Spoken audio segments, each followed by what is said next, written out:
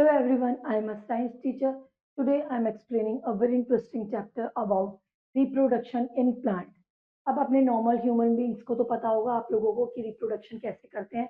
वैसे ही प्लांट अपने जैसा दूसरा प्लांट किस तरह से या किस किस तरीकों से ग्रो करता है, आज हम उसके बारे में पढ़ेंगे। Sorry. Plants continues to live on earth by producing new plant. अब एक प्लांट कॉन्टिन्यूस अपने अपने जीवन को किस तरह से आगे बढ़ा सकता है, अपने ही जैसे दूसरे पौधे किस तरह से ग्रो कर सकता है। This is called reproduction. Humans have babies, animals and young ones, and fish lay eggs. In the same way, plant also reproduce through various parts of their body. यानी अपने अलग अलग बॉडी पार्ट से हम बोल सकते हैं एक प्लांट अपने अलग अलग पार्ट से किस तरह से रिप्रोड्यूस करता है। Reproduction in plant. There are three ways by which plant can reproduce. तीन तरह से प्लांट जो है वो रिप्रोड्यूस करता है। Vegetation, reproduction from spores and reproduction from seeds यानी बीजों के द्वारा।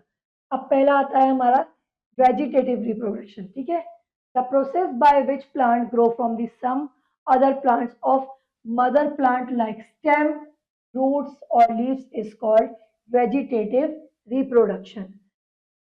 The resulting plant are clones. Example, they are exactly like their parents.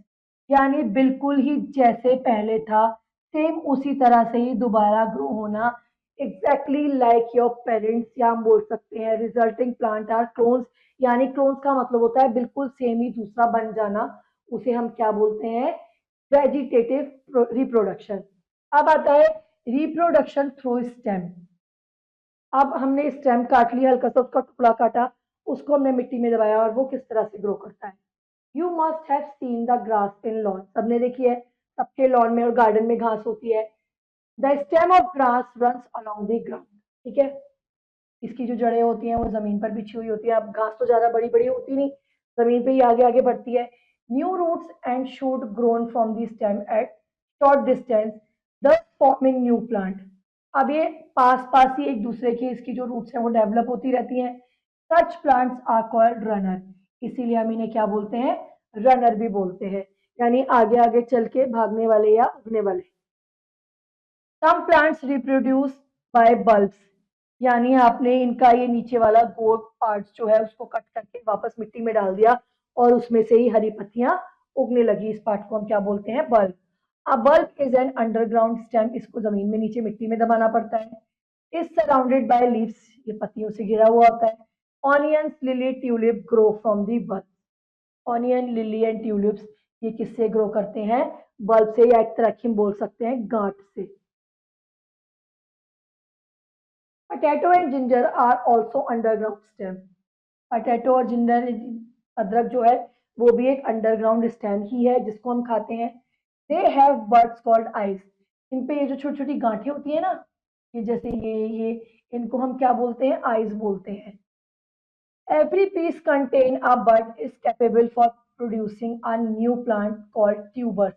अब इन पे ये जो गांठें होती है ना, अब इनको हम कट करके वापस मिट्टी में दबा दे तो इनसे ही एक नया प्लांट ग्रो हो जाएगा। इसको हम क्या बोलते हैं? ट्यूबर्स। इन गांठों को जो इनके ऊपर होती है हम ट्यूबर्स बोलते हैं। Some plant grow into a new plant with stem cutting of the mother plant. जैसे कुछ पौधे हैं रोज, हेबिस्कर और मनी प्लांट। अब हम इनकी, जैसे ये इनकी स्टेम जारी है, अब हमने इनकी स्टेम का एक टुकड़ा कट कर लिया है इस शेप का।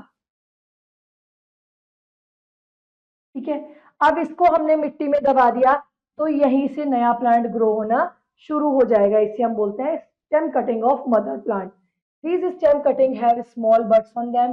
These cutting are planted in the soil. इन्हें हम मिट्टी में दबाएंगे। After few days the buds grow into a new plant. और इनमें से एक नया पौधा उगना शुरू हो जाएगा। इसके एग्जांपल है rose, hibiscus, money plant, sugar cane and bougainvillea.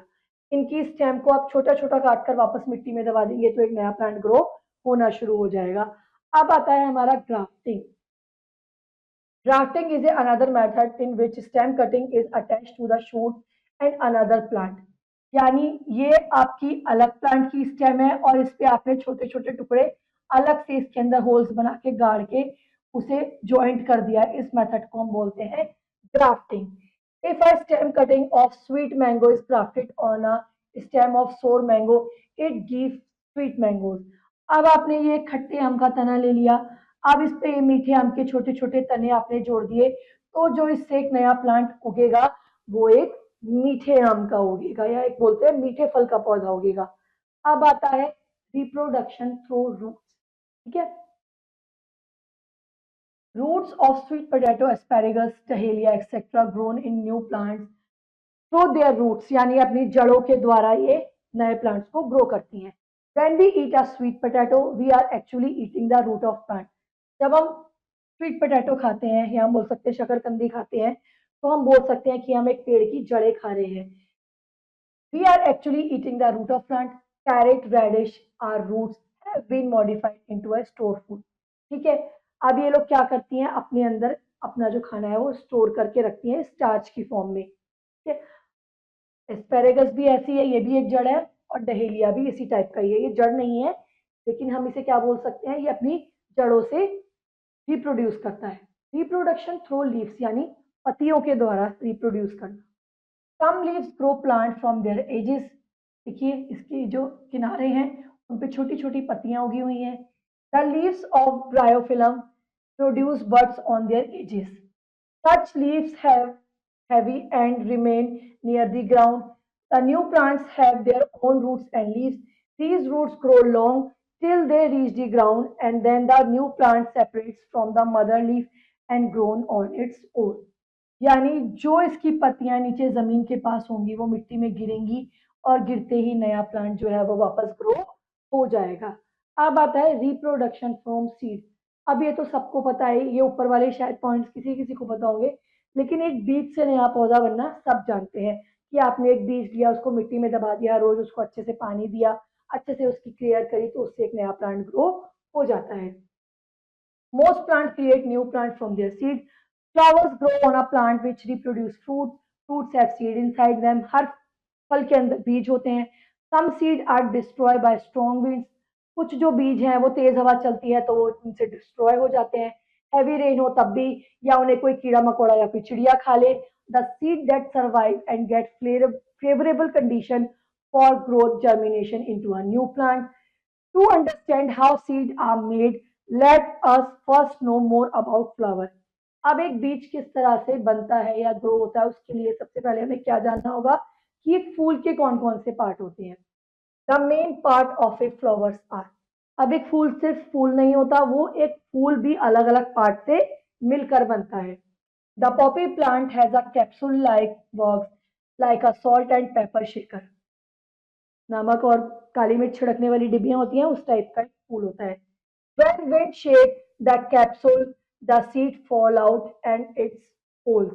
अब जब तेज हवा चलती है तो जो इनका कैप्सूल है वो शेक करने लगता है, हिलने लगता है, और जो उसके बीज है वो इधर उधर गिर जाते हैं.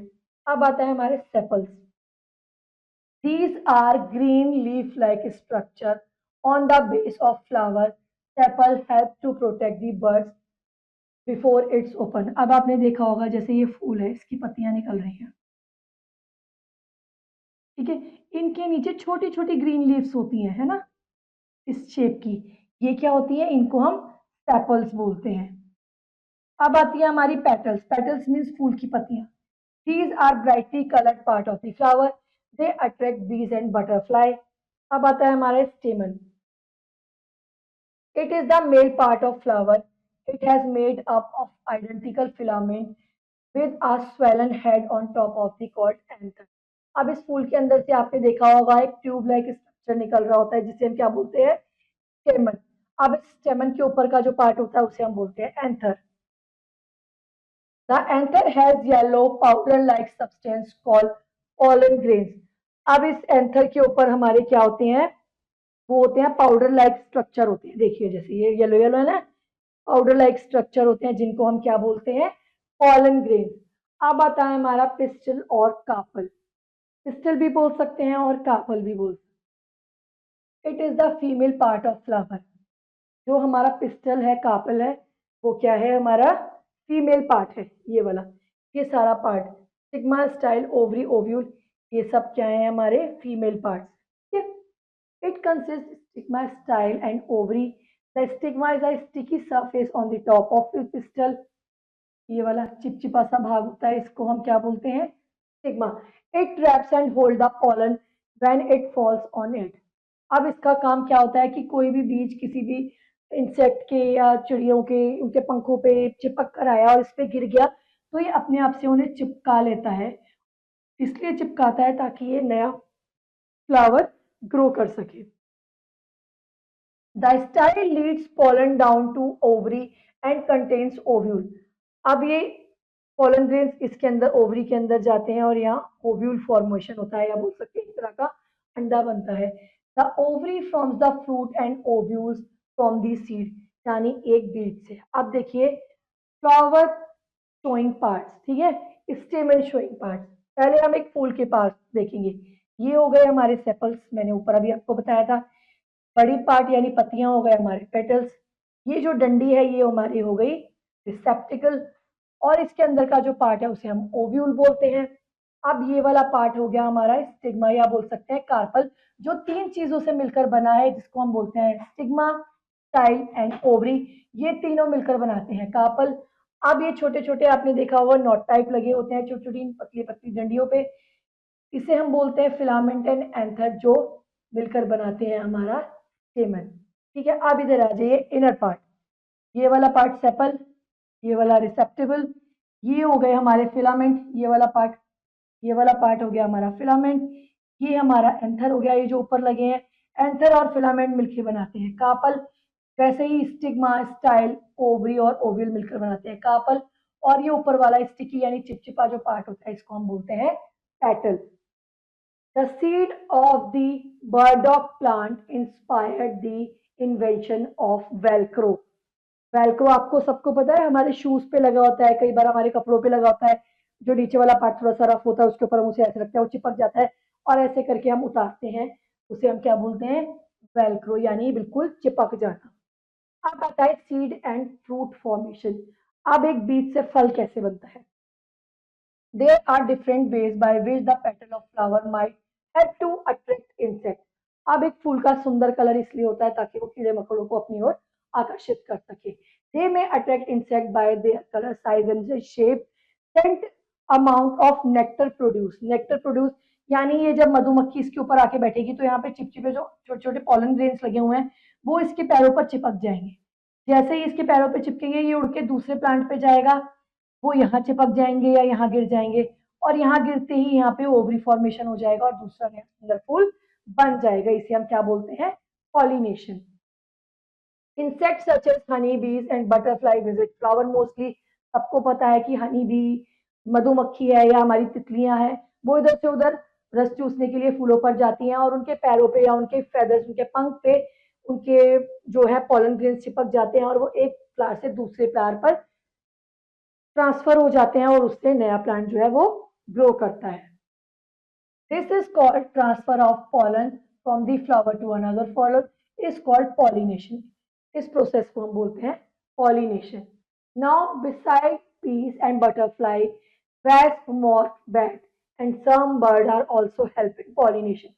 यानी ये वो वाले इंसेक्ट्स हैं जो पॉलिनेशन में, या हम बोल सकते हैं छोटे छोटे पॉलन ग्रेन्स को इधर से उधर ले जाने में हमारी हेल्प करते हैं, जिससे क्या हो सके? नए प्लांट जो है वो ग्रो कर सके.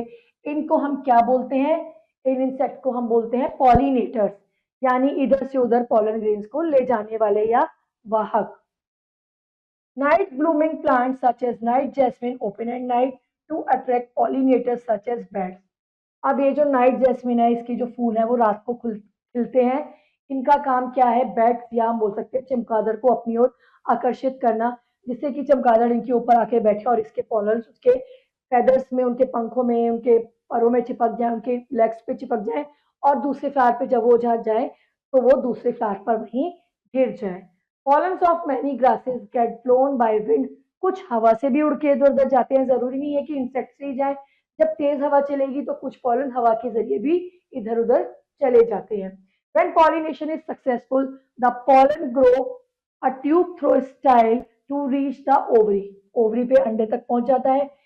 There get fused of ovule. जब वो ओव्यूल के साथ मिलता है, the ovule start growing into a seed and ovary becomes a fruit.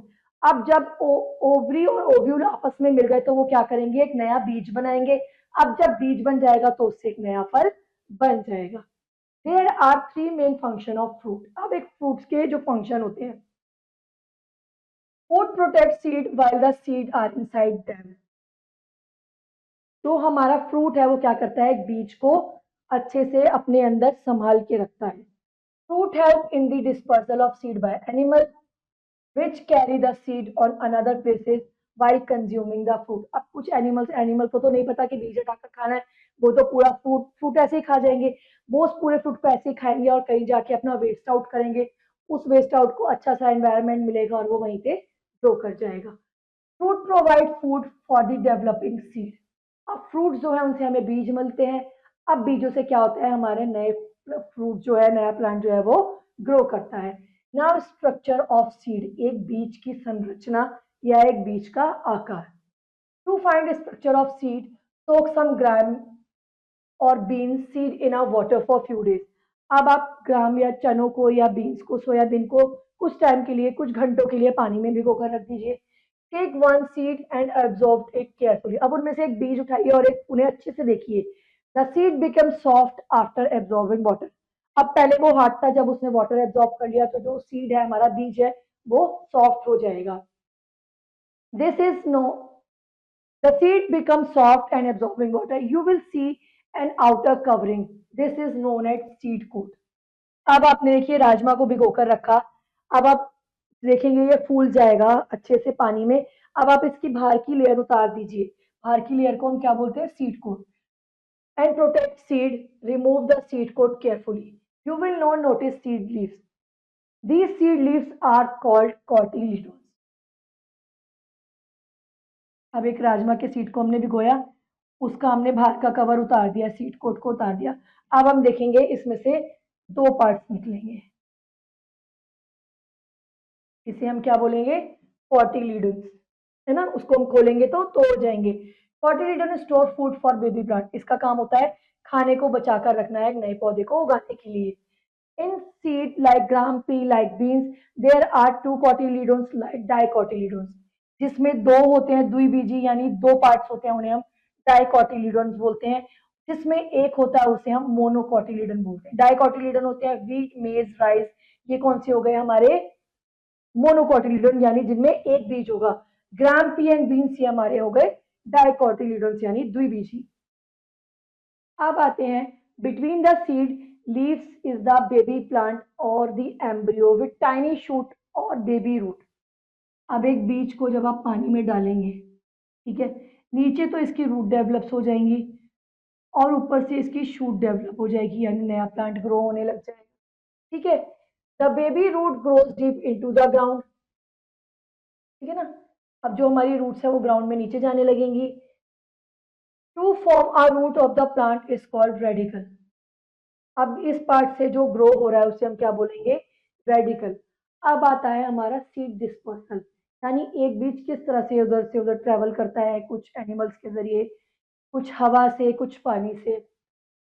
A plant produce large number of seed. अब एक प्लांट जो होता है उसके अंदर काफी सारे बीज होते हैं जब फल उगता है। Think what would happen if seed did not spread and remain at one place. अब हम आप इमेजिन कर सकते हैं, अब एक सीड पानी के थ्रू, हवा के थ्रू या किसी इंसेक्ट के थ्रू इधर से उधर ना जाए तो क्या होगा, क्या एक नया प्लांट ग्रो हो पाएगा, नहीं। हमें ज्यादा से ज्यादा फल मिल पाएंगे, नहीं।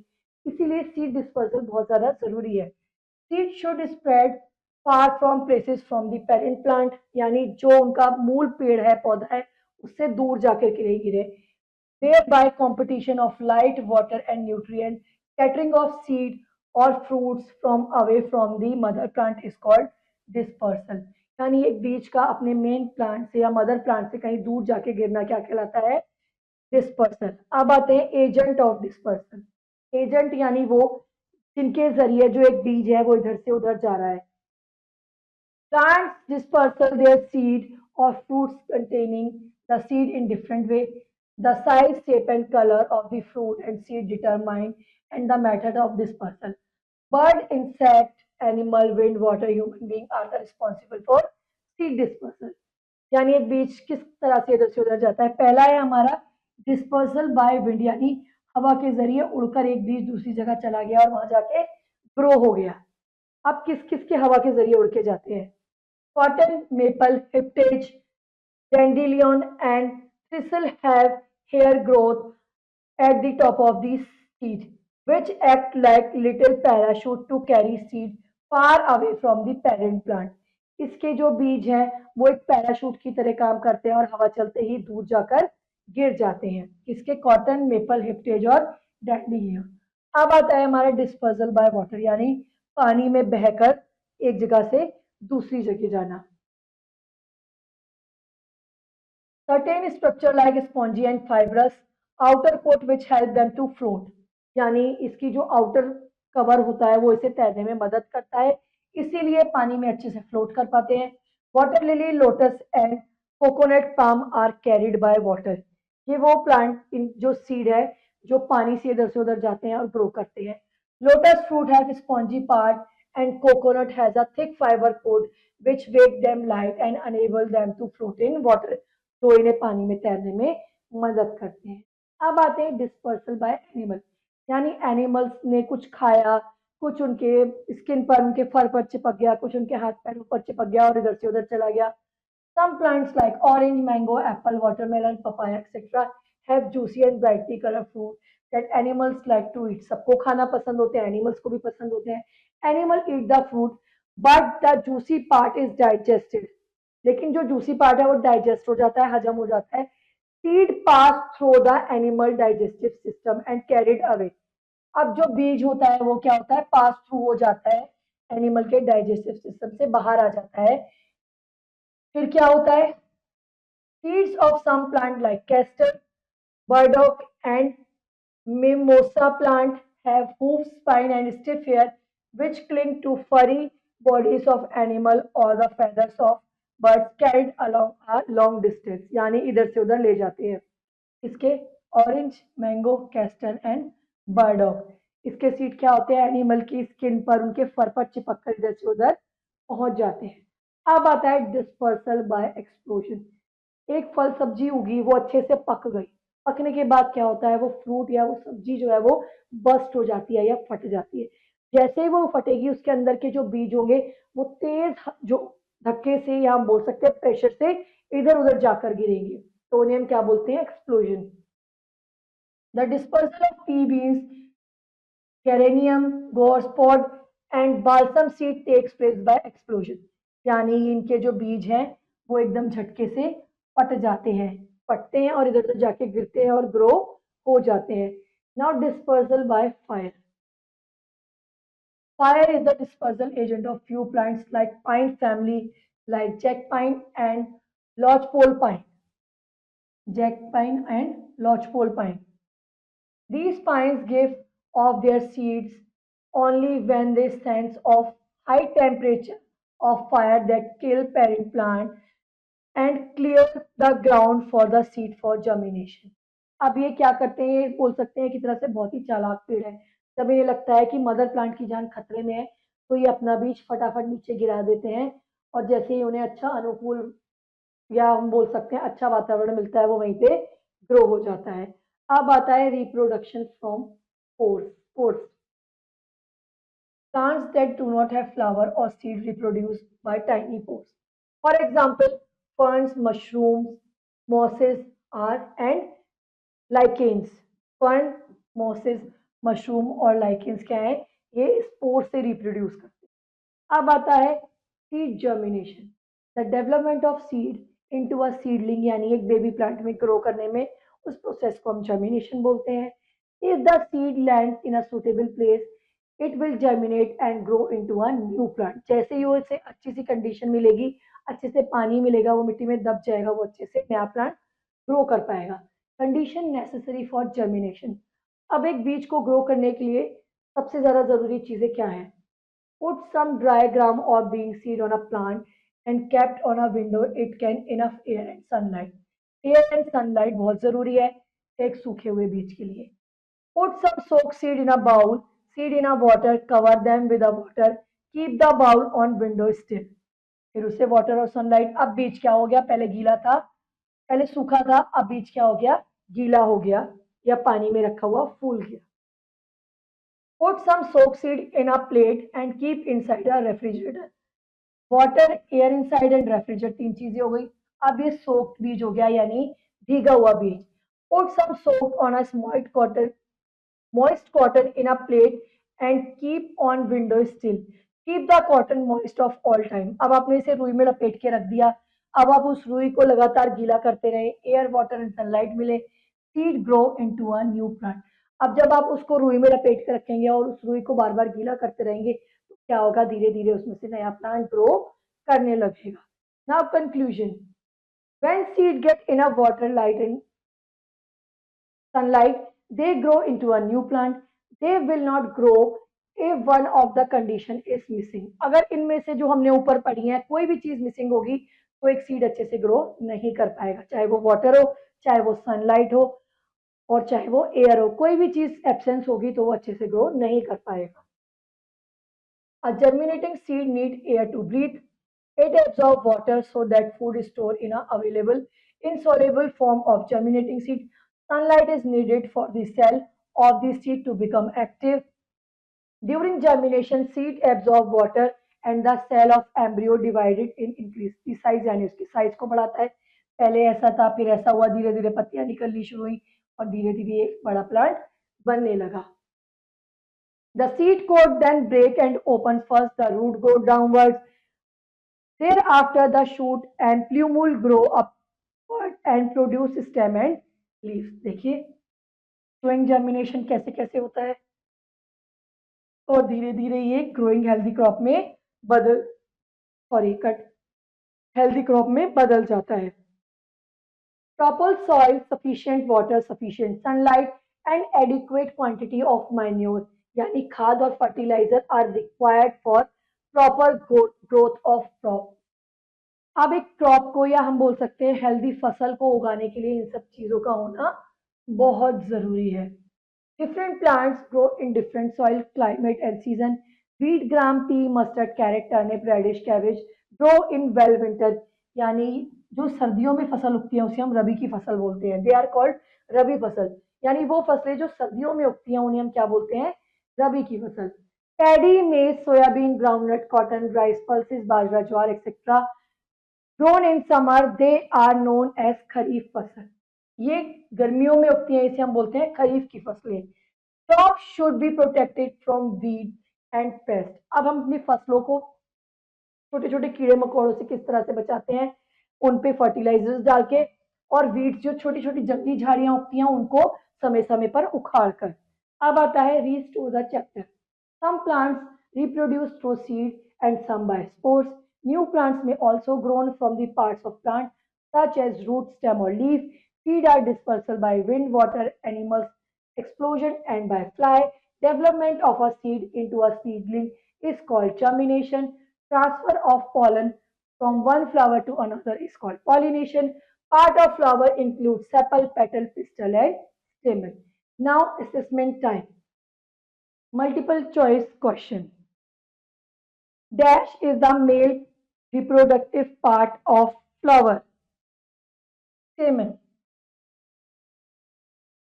Seed leaves are called cotyledons. A. Lodgepole pine is dispersed by wind. Option B. Transfer of pollen grains from male part of a flower to a female part is called pollination. Option B. Crop that's grown in winter are called rabi.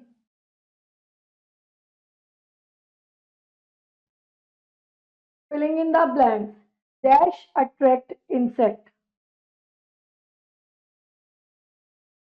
Petals. Dash is a female part of flower. Pistil. The leaves of dash bear buds which grow into a new plant. Bryophyllum.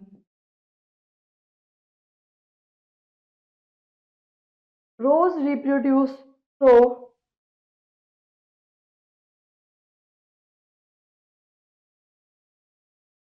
stem cutting. Dash protects flower before it's open. Sepals. Now question C. Match the following. Tuber. Underground stem which is bud. Runner. Stem running along the ground. Bulb. Stem surrounded by leaves. Dicotyledons is stamen, male part. Now question D, write one sentence of each of the following. Germination, aged seed यानी एक seed का बड़ा होना. Pollination, process of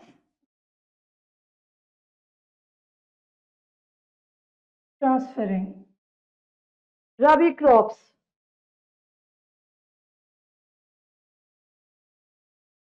winter crop सर्दियों में उगने वाली. Dispersal, moving seed away. Stem cutting,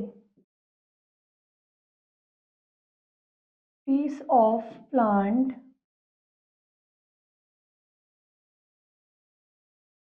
containing buds. Now question E, answer the following questions. Now rest of the exercise, do it yourself. See you in the next video. Till then, bye bye.